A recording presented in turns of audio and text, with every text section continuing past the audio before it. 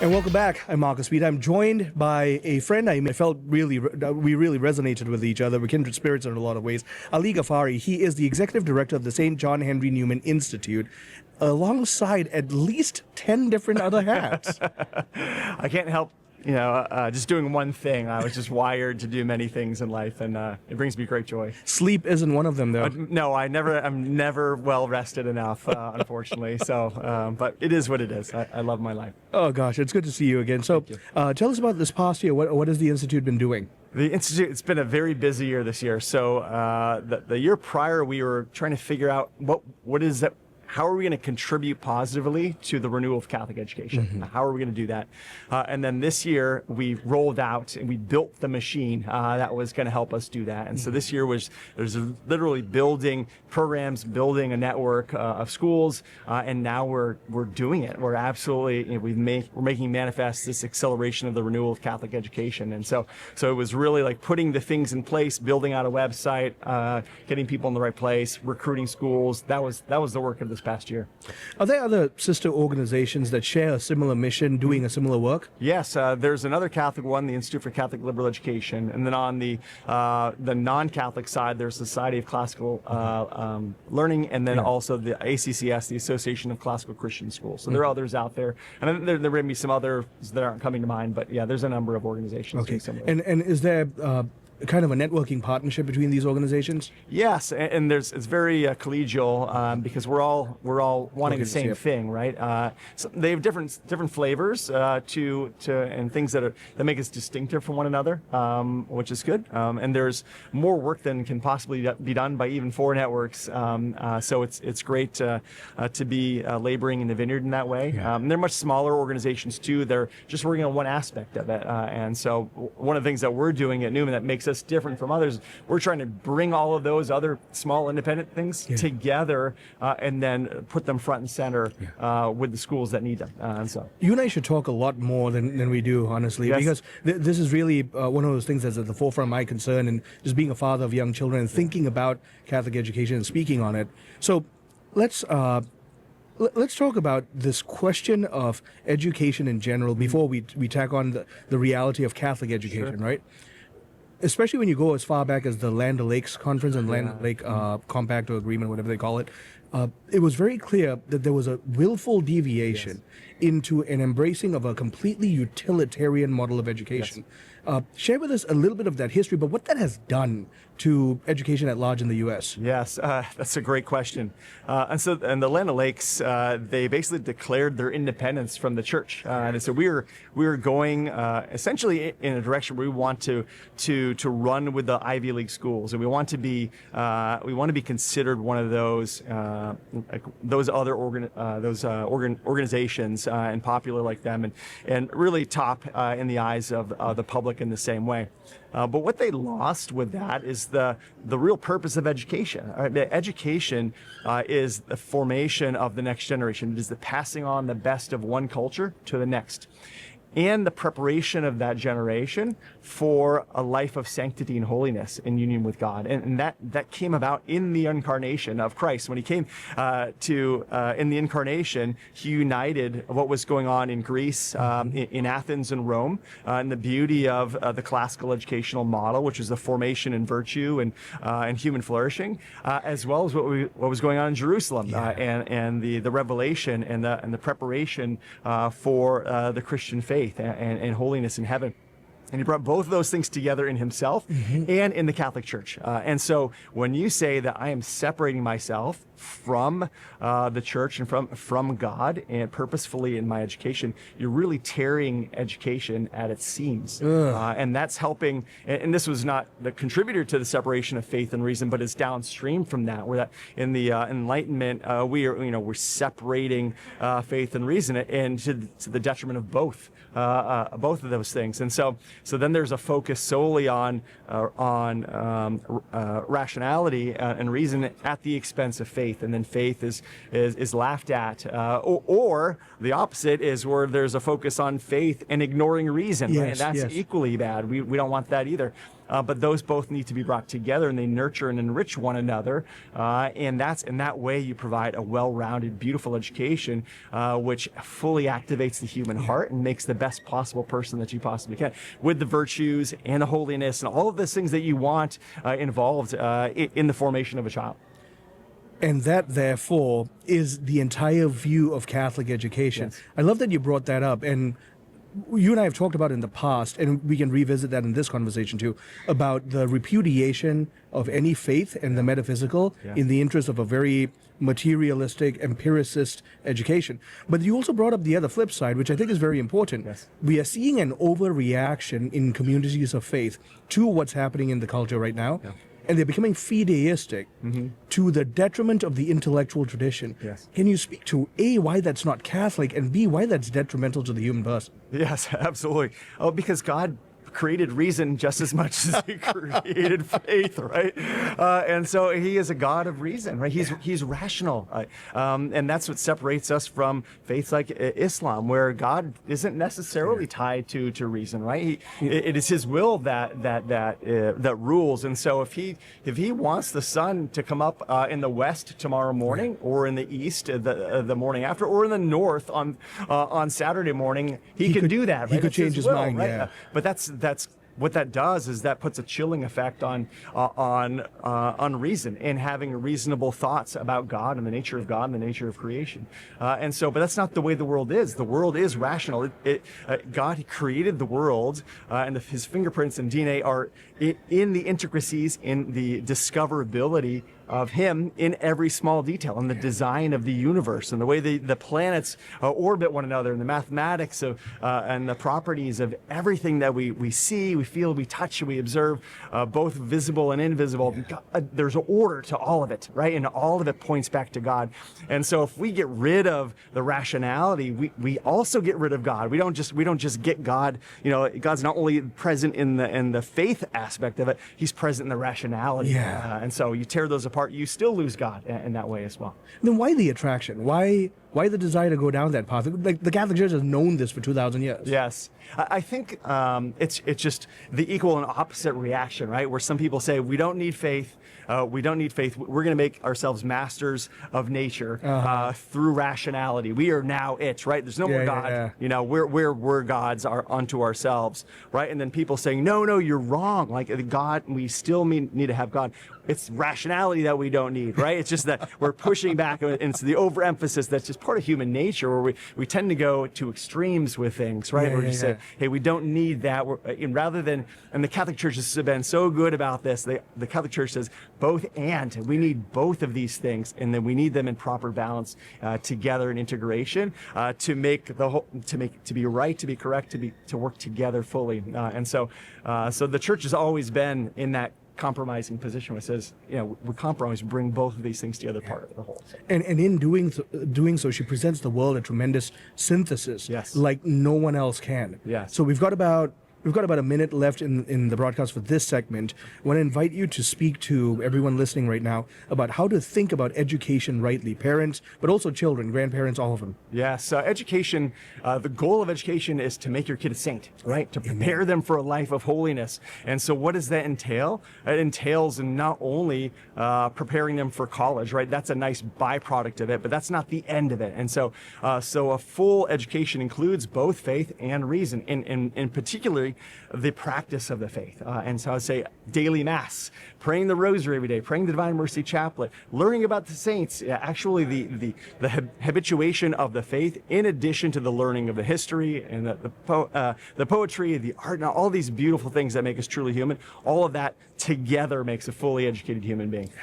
My guest is Ali Ghaffari. He's someone I consider a good friend. We met last year. We really hit it off. And he's the executive director of the St. John Henry Newman Institute. We're talking right now about faith and culture, faith and reason in light of education. The reality of the matter is God designed us to be rational creatures, to be elevated in the order of grace into his glory eventually. And we'll continue this on the other side of the break. We're going to take a short break. Stay tuned. I'm Marcus Peter.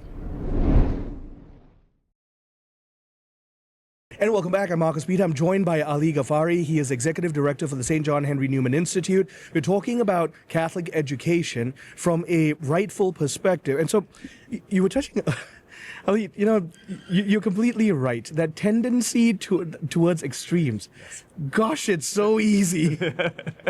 and so we've done that with our education. But we can also understand parents mean well. Yes. They went utilitarian because they were told this is the education that's going to get your kids the right kind of jobs. Yes.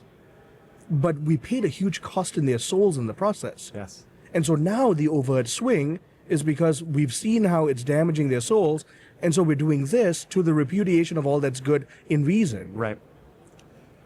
I invite your thoughts there. Yeah, and I think I don't put the blame on the parents on this. Yeah. This has been going sideways for the last 120 years or so. And in that time, there was, the idea is we started to look toward, say, the German model was something that became popular in the late 1800s, the Industrial Revolution, all of those things. We thought that we could manufacture things better, right? Yep. And one of those things were children. We thought that we could form children in a manufacturing industrial sense in a better way. And I think at that time, mankind was very kind of enamored by this. We thought we really can do this, and so they started to change the curriculum, change the way we were forming children, right? Started to experiment with those things. There was some influence by John Dewey and some others who were really pushing a progressive model of education. Yep. John Dewey himself trying to create a socialist revolution within the educational system, right? And so he was changing the curriculum in very major ways, but it would have been imperceptible for the average parent who's changing diapers on a daily basis, just trying to eke out an And who's come to existence. trust the public education system. Exactly, right? Yeah, we hope that the government has our best interests in mind, right? And one of the things that they did was they offered free education up in Massachusetts, right? And so, hey, we'll take your kids, we'll do the formation for you. At that time it was still very Protestant, so we'll teach them the Bible and all those things. And so parents say, why not? That's great. I get them out of my hair. I can do all the other things I need to do faster over the course of the day, and I trust that what's going on is going to be for their good. But what they started to do in the curriculum was to take out the history, to take out the virtue, replace these things with social studies, and start to perpetuate all of these changes, which undermined and eroded our Christian society, and to undermine the parents. And then those people became parents, and then their children became parents, right? And in each generation, the education became weaker and weaker, more and more attenuated, and more bathed in this progressive model. And that was because the teachers in every generation had been formed in all of this. And that was the work of John Dewey and the Frankfurt School and Columbia Teachers College, et cetera, as they were forming the teachers and the teachers. So now the schools began to pump this out and form all the children. And so each generation became worse and worse, or weaker and weaker.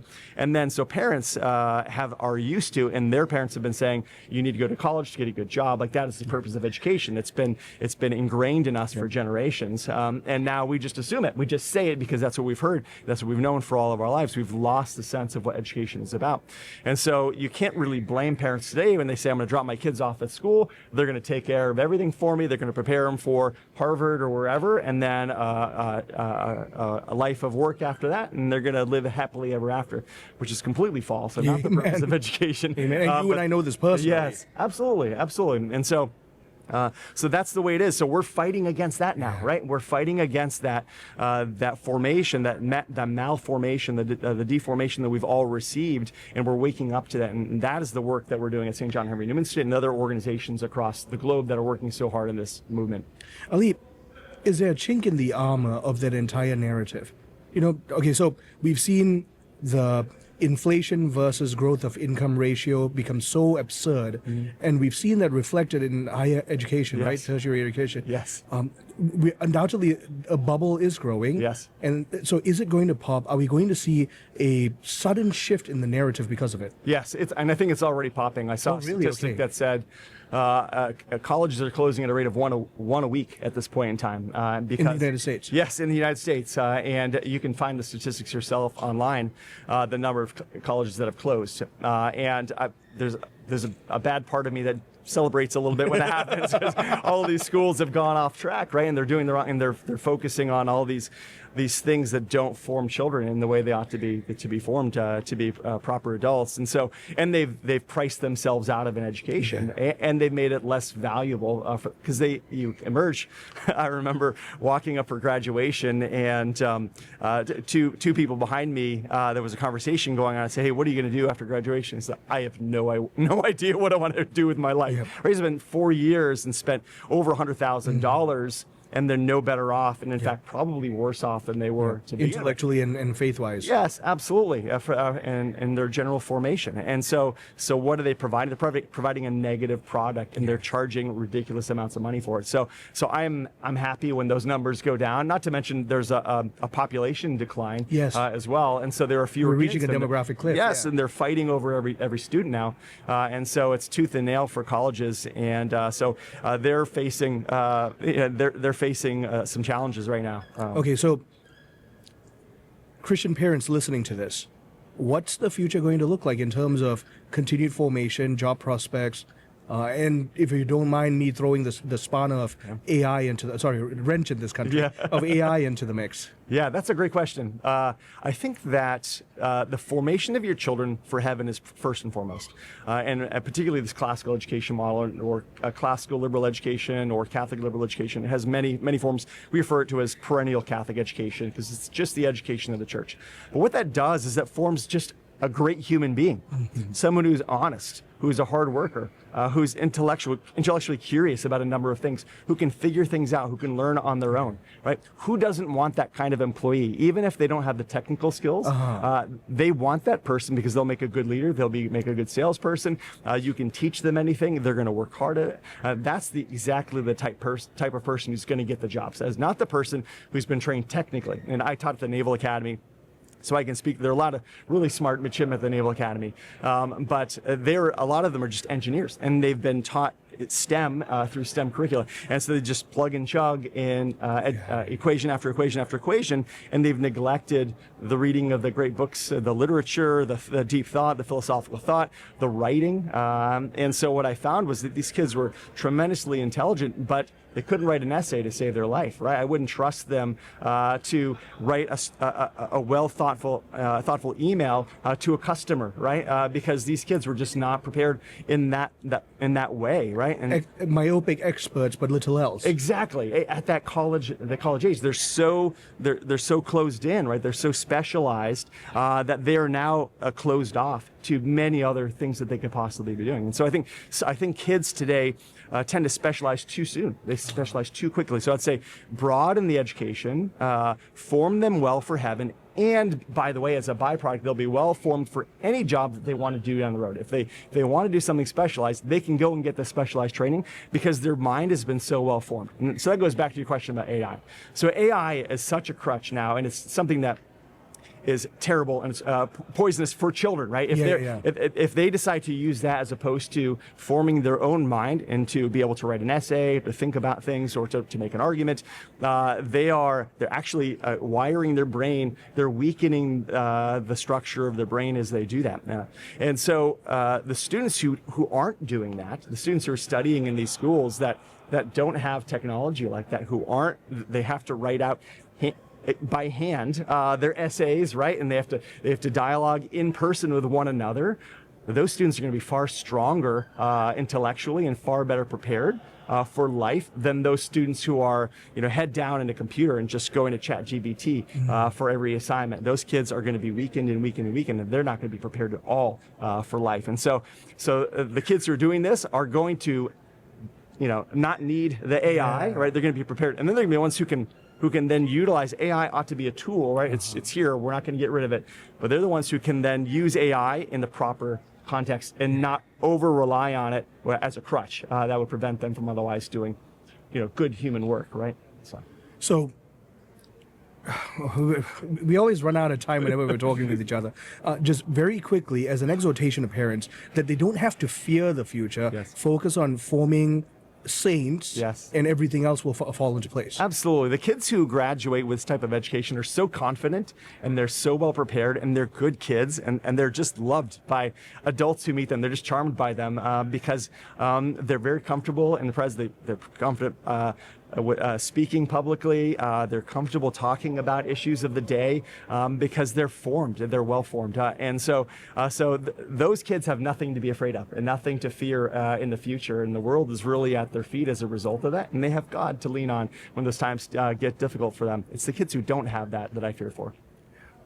Well, Ali, just very quickly, so we have about a minute left. Okay. For parents who want to learn a little more, find out more about the Institute, what can they do? Yes, go to jhni.org. That's John Henry Newman Institute.org, JHNI. And there we offer a great deal of resources, predominantly for school leaders, and we bring schools together in community to help support and form them and help them become the best schools that they can be as Catholic schools and as classical schools. But parents are welcome to come and take a look at what we're offering. We do work with homeschoolers, homeschool co-ops in particular. We'd love to talk to you about your needs and what's going on with the formation of your children. My guest has been Ali Ghaffari. He's the executive director of the St. John Henry Newman Institute, but he's also a wealth of knowledge and wisdom when it comes to the formation of the human person. All of this comes from a very personal background for him, as well as a directed intellectual curiosity. He's done the work here. And so, as you've been listening to this and watching this, heed a lot of this hope that there is a future out there for our children in terms of good immersion in Catholic education, that we need not go down the path of a utilitarian empiricist worldview, because that won't save the soul. But forming saints will also form good, productive citizens as a result. Stay tuned. I'm Marcus Peter.